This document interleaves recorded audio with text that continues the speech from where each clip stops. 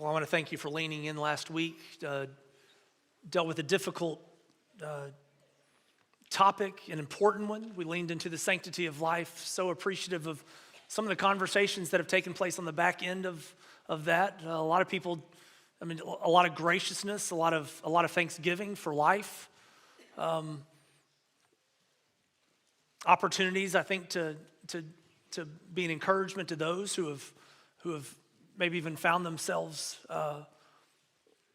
so devastatingly impacted by this idea of the sanctity of life, and those who might have made decisions in the past that they deeply regret.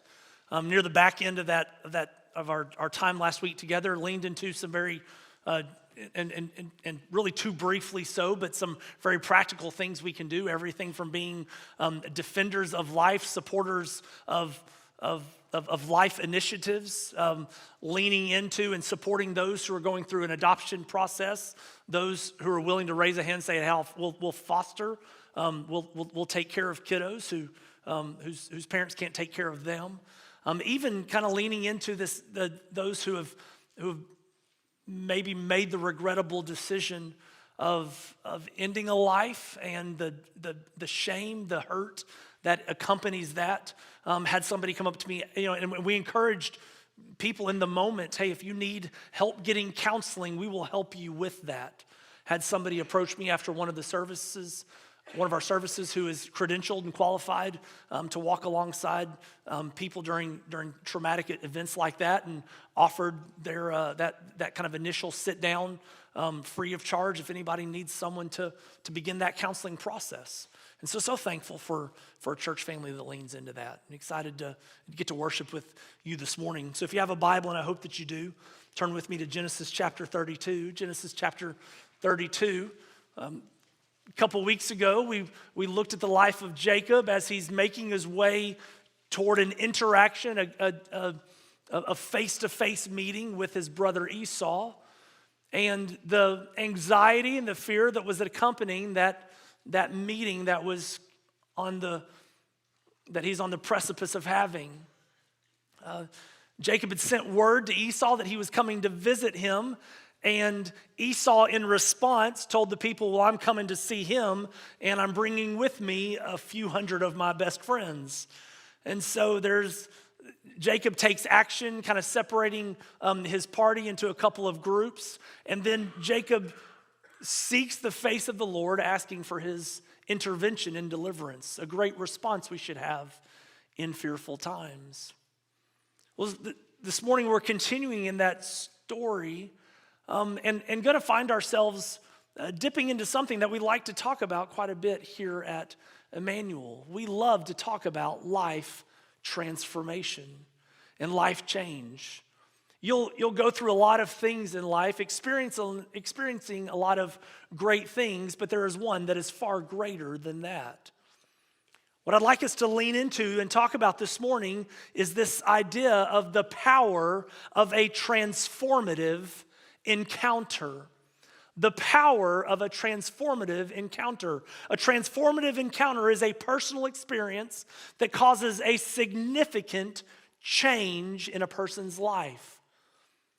A personal experience that causes a significant change in a person's life. And while many things might qualify to be in that category, might fit into that category, there is one that far exceeds all others. And we can easily look at big life experiences that significantly change our lives. Everything from having a child to having a child that becomes a teenager, to them being given keys to drive. We have one kiddo that's probably a little over a year out from that. And we should probably all be terrified. Not because I don't trust her. I think she's going to be a great driver. But there's just something terrible. It's why parents go very public. May the public be warned. My kid has keys. It's just kind of one of those coming of age things, and it's a good warning. Kids going to college, kids getting married, having their own children, becoming grandparents. having a job, changing jobs, getting a third job, going back to the second job, finally becoming satisfied with life and going back to your original job. I mean, all these are life changes, but none of them are as significant as when Jesus can change your life. The most significant change that can ever come about. Truly the most transformative encounter that you could ever experience. It's the kind of change that we need. I heard a joke just yesterday. It was a new take on an old joke. How many Southern Baptists does it take to change a light bulb? Change?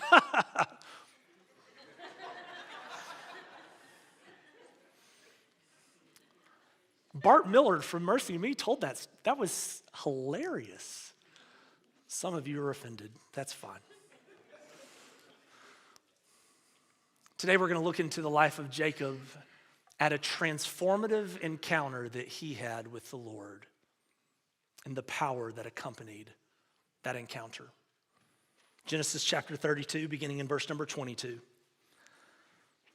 It says, the same night he arose and took his 2 wives and his 2 female servants and his 11 children and crossed the ford of the Jabbok. He took them and sent them across the stream and everything else he had. And Jacob was left alone, and a man wrestled with him until the breaking of the day.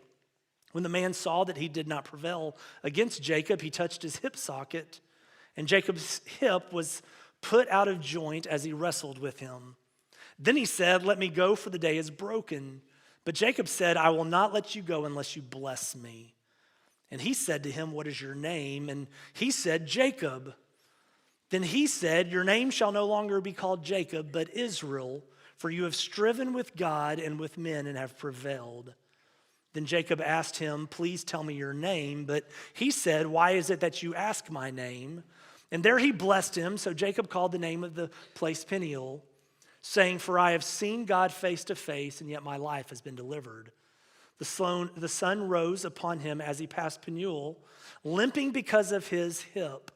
Therefore, to this day, the people of Israel do not eat the sinew of the thigh that is on the hip socket, because he touched the socket of Jacob's hip on the sinew of the thigh.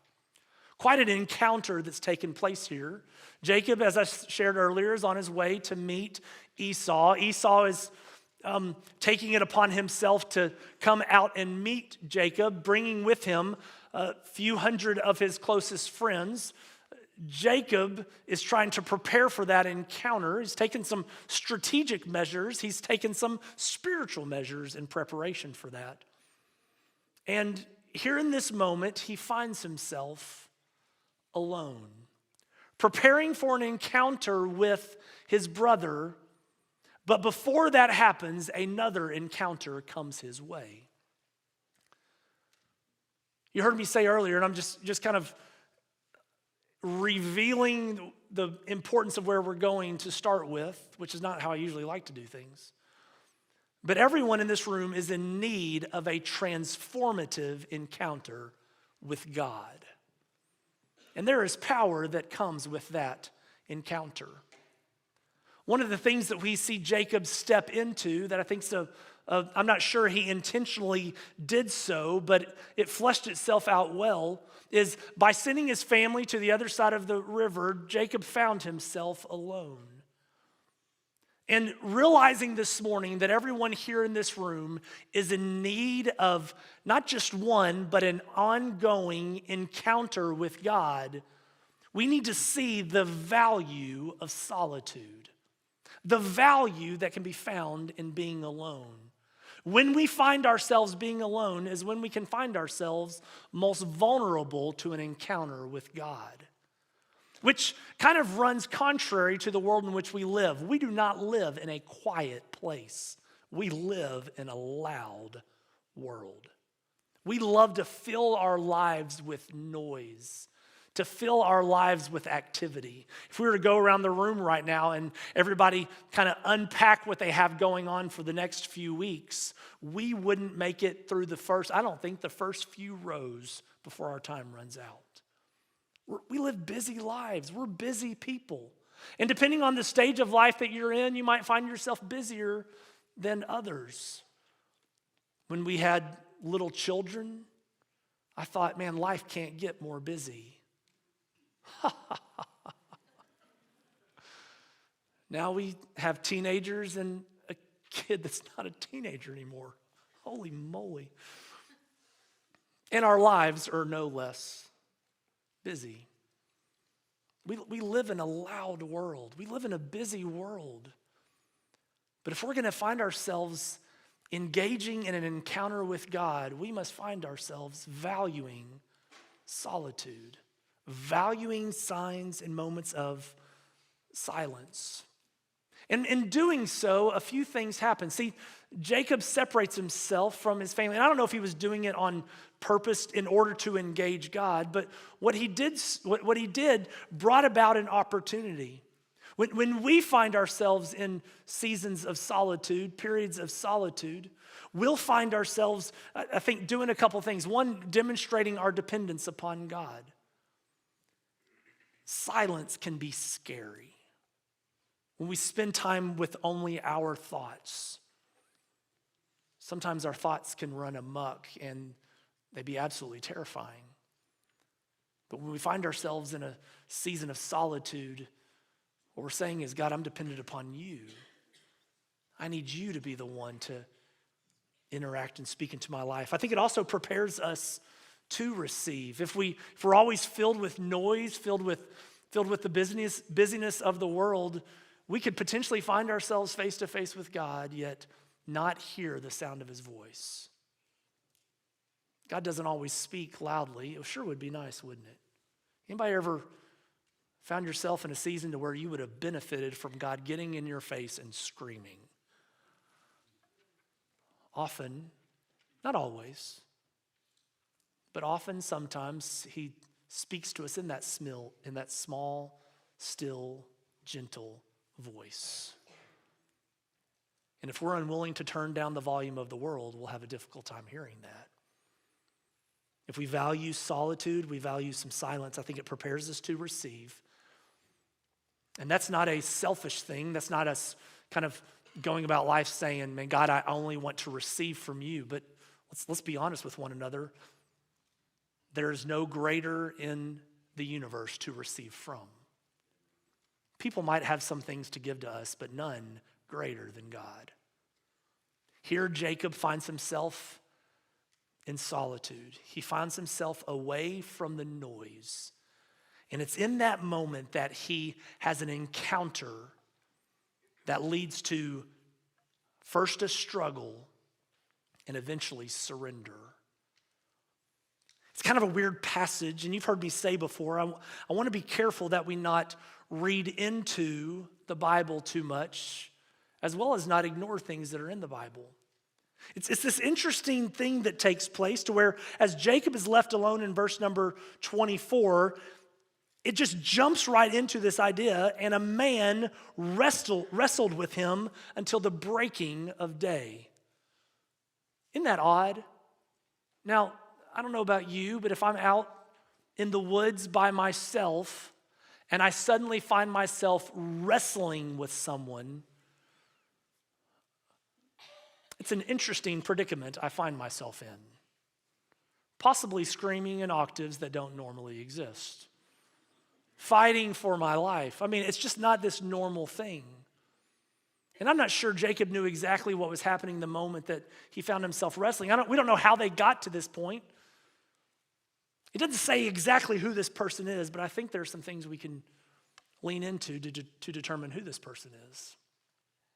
See, I don't think it's just any regular man.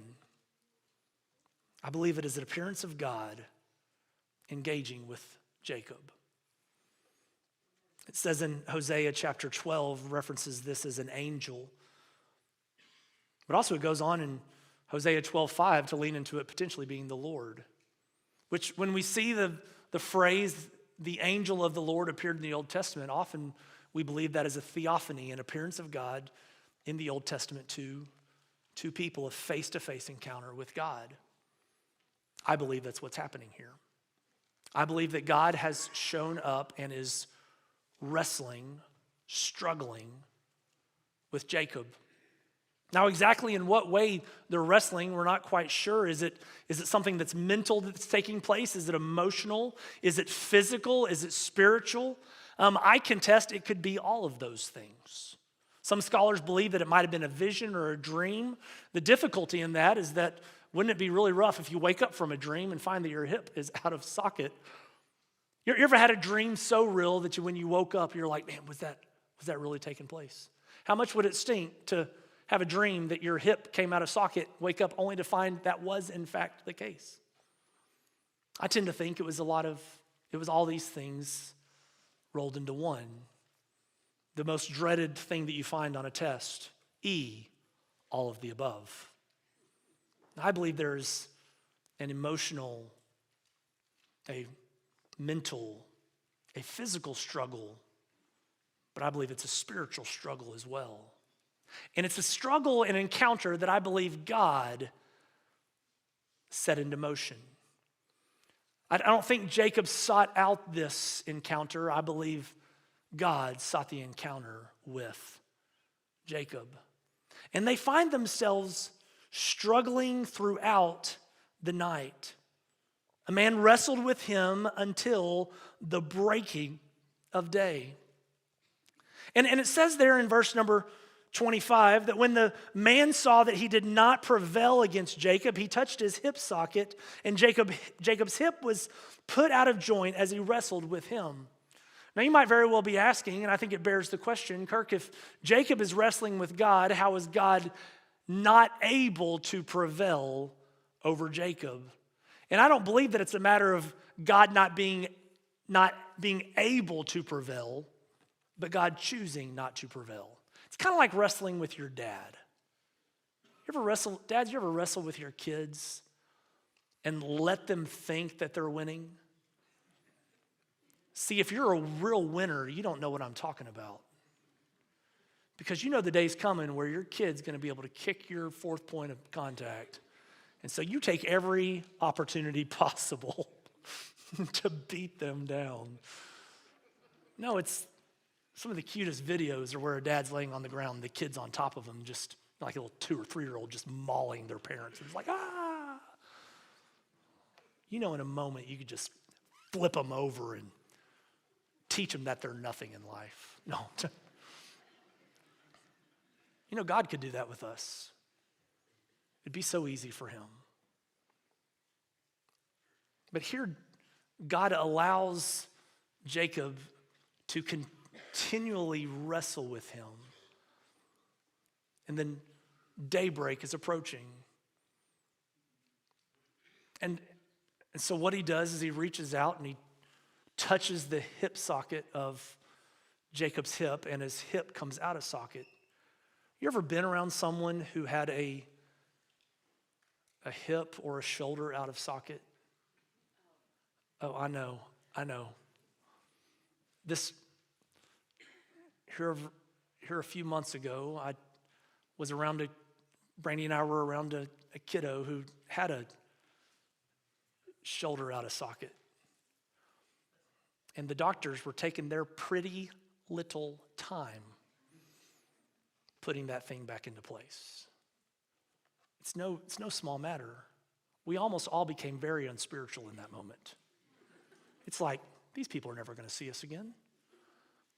Please come help. I mean, it's a painful thing. I had a friend in high school whose hip would regularly come out of socket because of the way that she was born. I remember going over and hanging out with her family one night, and I walked in, and she was laying on the floor because her hip had once again popped out. It's just no small thing. But here, the Lord touches Jacob's hip, comes out of socket, but he still doesn't let go. And here as daybreak is coming, the man says to Jacob, "Let me go, for day is broken." But Jacob said to him, "I will not let you go unless you bless me." No, I'm not letting go unless I get something out of this. We have been struggling through the night. I need a blessing from you. And it's here in this moment that this encounter with the Lord takes an incredible turn. So imagine having so here's the statement made by Jacob. The Lord says to him, "Let me go." Jacob says, "I won't let you go unless you bless me." There's a natural question that I think many of us would default to, and that question being, well, then how do you want to be blessed? But that's not the direction that this goes in. Instead, the Lord asks him a question. It says in verse number 27, and he said to him, what is your name? There's a lot tied to a name. Name is who we are. It encompasses our life experiences. You've heard me talk about it before. There's nothing like having a loved one say your name. I love it when I hear Brandy say my name. I love it when I hear my mom say my name. When my mom says my name, we could be in a crowd of 1,000 people, and I'd know that mom was saying my name. So much of our identity is tied up in that. The problem with Jacob is that there was a dark side tied up in his name. What is your name? He asks. He responds, Jacob. And if you've been with us for a while, you've kind of leaned into what's tied up in the name of Jacob. Jacob's had a rough little go. From the beginning, as his brother's being born, Jacob grabs his brother's heel, kind of setting him on a trajectory, letting us know the direction that he was going in. Jacob was going to be a heel grabber. He was going to be a manipulator. He was going to be a swindler. He was going to be deceitful. He was going to be manipulative. That was the life that Jacob lived, and he lived up to it. It wasn't always a pretty picture. He made some good choices, some good decisions, but a lot of things that Jacob did were, man, he was just you've heard me say before, he was a low-down, dirty, rotten scoundrel. A couple times he was manipulated, but he was able to turn around and be the better manipulator. That's what Jacob was known for. The Lord says, you want to be blessed? What's your name? He says, my name's Jacob. There's a darkness in that response. But then he responds in an incredible way. And he provides Jacob an opportunity to really have his identity shift. What's your name? Verse 27, he said, Jacob. Then he said to him, your name shall no longer be called Jacob, but Israel. For you have striven with God and with men and have prevailed. This, church, is the transformative encounter that Jacob goes through. He meets face to face with God, wants to be blessed by him, wrestles with him through the night, unwilling to let go of him, even when his hip is out of joint. Bless me. What's your name? My name's Jacob. Not anymore, it's not. I'm not sure this is Jacob's salvation moment. He was clearly already a fearer and a follower of God, but this is definitely a transforming event in his life. And as we'll see through the rest of Jacob's life, he really begins moving in a better direction, a right direction, trying to honor the Lord, trying to be pleasing to the God who has called him. Next week, we lean into the encounter between Jacob and Esau, and I think we see a change, an ongoing change in the life of Jacob that just continues. His identity's changed. You know, there's so much in our world being said today about identity. Who are you? But that's not a new thing. I mean, can we be honest? That has been a history ongoing issue of trying to figure out who we are. It's not just a matter of sexuality. It's tied up in all kinds of things. It's tied up in the relationships that we have, the jobs that we participate in, the hobbies that we enjoy. We tend to identify with so many different things, and then we take it upon ourselves to try to remake our identity in so many ways. And you can take so many different steps to try to remake or redo your identity, but there is only one who can remake your identity for the better. And to be honest, all of us need an identity change. If you're living here on this planet, you are in need of a change in identity. You need to be identified as a follower of God. And really, that's the greatest thing that we can be identified as, is someone who is known by God. In the mornings, sometimes I have the opportunity to take one of our kiddos to school, and when we do, we'll pray together.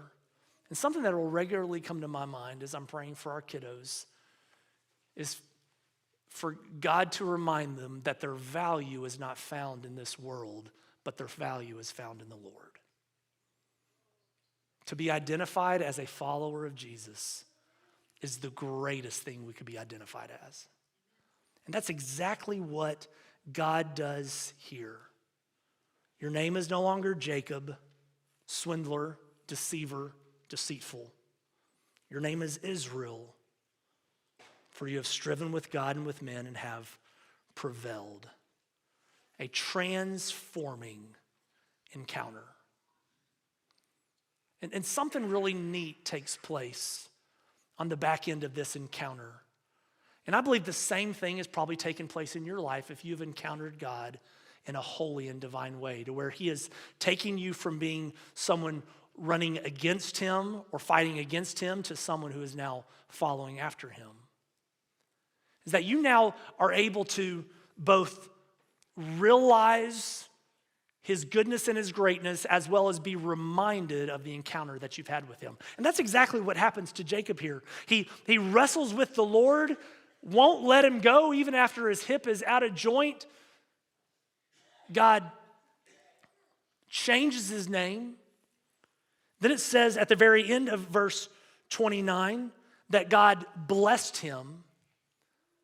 And Jacob's now able to bring with him this realization of the encounter, as well as a reminder that he had met with the Lord. First, the realization. Look at verse number 30. So Jacob called the name of the place Peniel, saying, "For I have seen God face to face, and yet my life has been delivered." Two really exciting, or I think kind of cool things that happen here. The first part is the realization.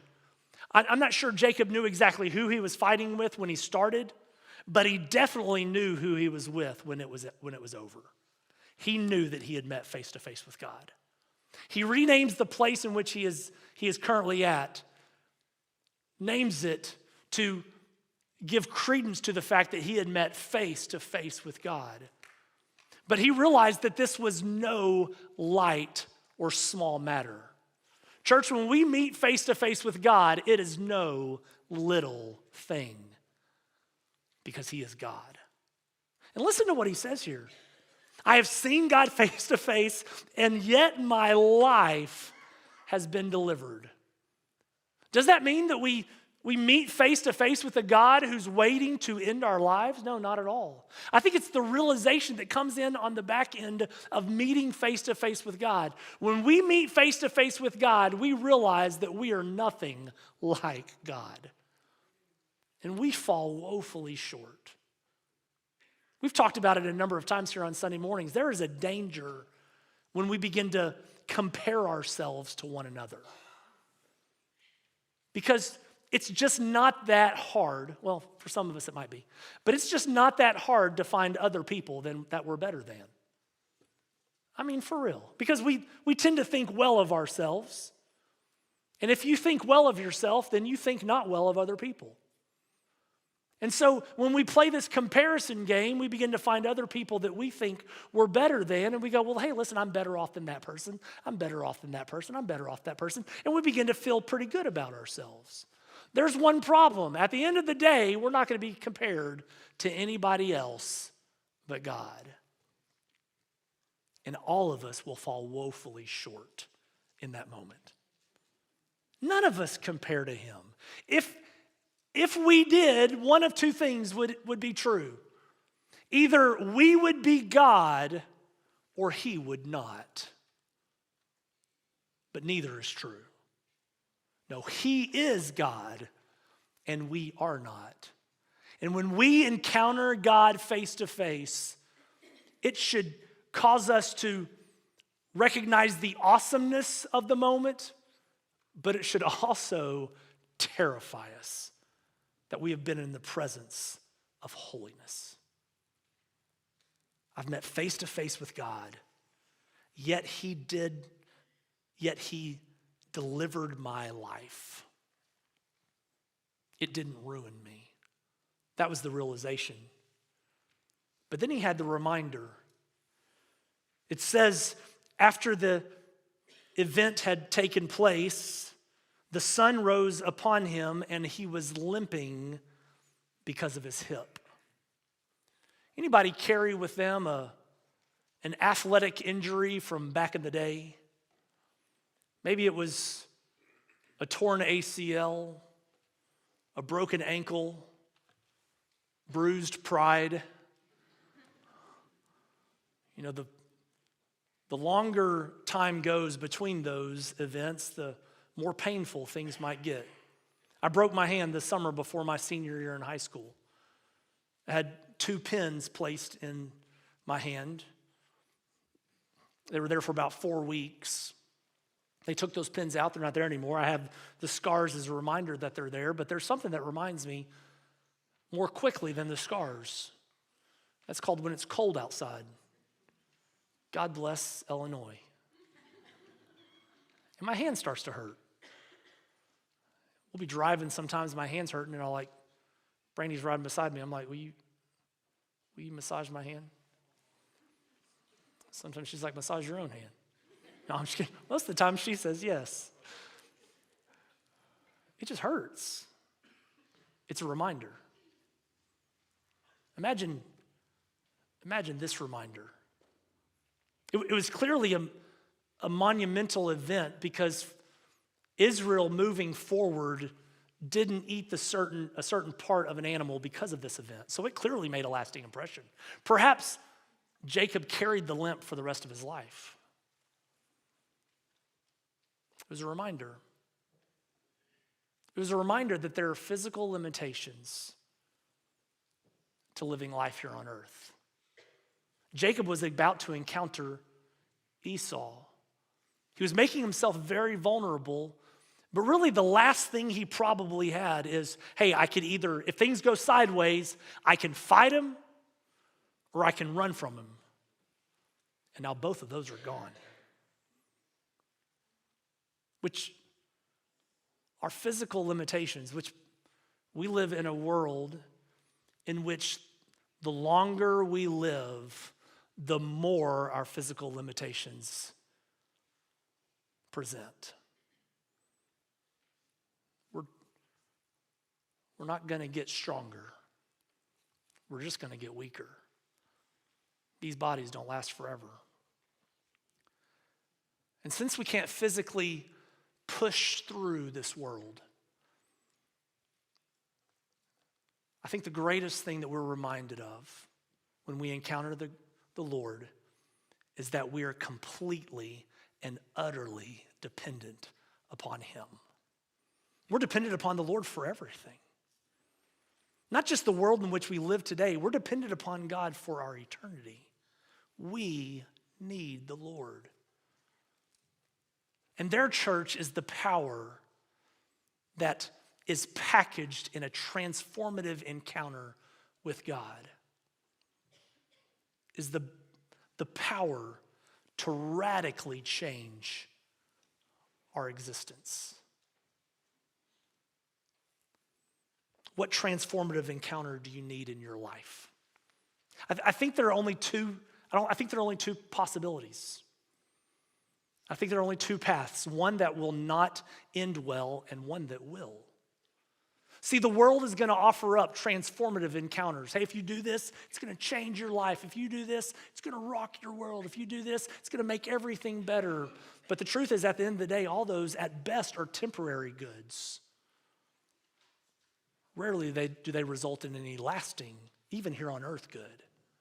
Now, if you decide to look for worldly encounters to change your life, you will find yourself in crisis. You will find yourself filled with chaos. And you will find yourself at the end of the day with eternal suffering, because that's all the world can give you. But if instead of pursuing worldly encounters, you pursue a divine encounter for transformation, that's a completely different story. Instead of chaos, you'll find peace. Instead of crisis, you find hope. And instead of eternal suffering, you find eternal security. For God has the power to save you now and to keep you forever. If you're here this morning, I can say this with the deepest meaning and feeling in my body, believing that it's for every single person here. Everyone here needs Jesus. And he's the only thing. He's the only one who can transform your life. If you're not following after Jesus, I pray today that you will.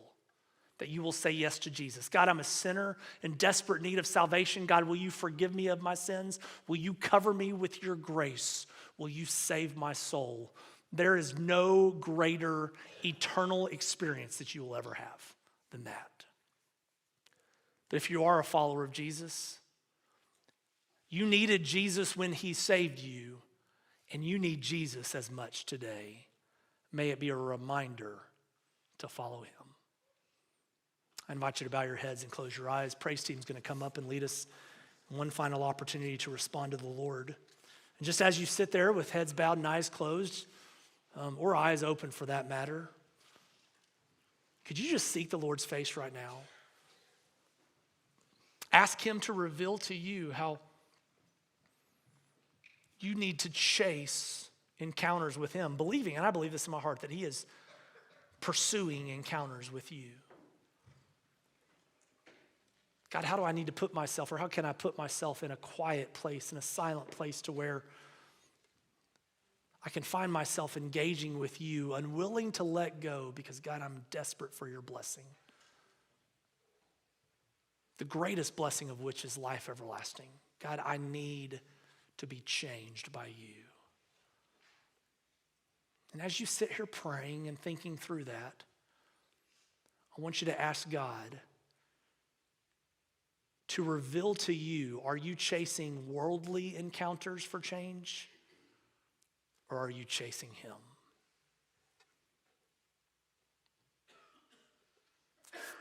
Father, we need you so desperately.